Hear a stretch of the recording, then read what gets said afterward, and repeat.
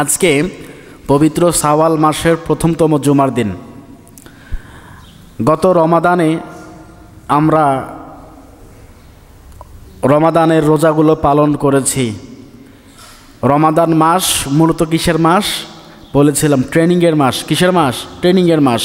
যে মাস থেকে আমরা শিক্ষা নিয়ে, যে মাস থেকে আমরা শিখতে পেরে এই বাকি মাসগুলো আমরা অতিক্রম করব।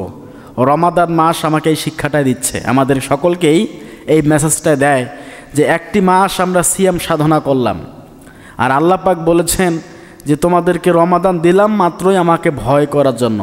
কারণ আল্লাহ পাক রব্বুল আলামিন এটা ভালো করেই জানে যে বান্দার মনের ভিতরে আমি রবের ভয় নেই, সে বান্দার দ্বারায় সবগুলো পাপ কাজ সম্ভব, ঠিক কি না? আর যার ভিতরে আমার রবের ভয় আছে, আল্লাহ পাকের ভয় আছে, সে কখনোই কোনো খারাপ কাজে লিপ্ত হতে পারে না, অন্যায় করতে পারে না, কখনোই পাপ কাজ করতে পারে না।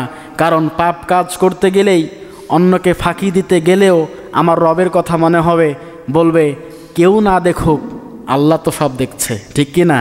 এজন্য আল্লাহ পাক বলছেন লাআল্লাকুম তাত্তাকুন, ভয় করো আমাকে, তোমাদের অন্তরের মধ্যে যেন আমার ভয় সৃষ্টি হয়, এই জন্যই তোমাদেরকে আমি রমাদান দিলাম। এর থেকে বড় ব্যাখ্যা আল্লাহ পাক আর কী দেবে আমাদেরকে? তো রমাদান মাস আমাদেরকে আল্লাহ পাকের ভয় শিক্ষা দেয়। সম্মানিত হাজিরিন, এই যে বাকি 11টা মাস আমরা এখন চলবো, কাকে ভয় করে চলবো? আল্লাহকে ভয় করে চলবো। রমাদান মাস অনেকের কাছে বেশি হয়ে গিয়েছে যে কখন রমাদানটা শেষ হয়ে যায়, কতদিনে শেষ হয়ে যায়, তারপর না হয় বাকি কাজগুলো শুরু করব। আবার অনেকের কাছে কষ্ট লেগেছে, আহা রমাদানটা চলে গেল, আর মনে হয় পাবো না, এরকম লাগে না? কষ্ট হয়। আল্লাহ পাক বলছেন লাআল্লাকুম তাত্তাকুন, ভয় করো আমাকে, ভয় করার জন্যই তোমাদেরকে রমাদান দিলাম।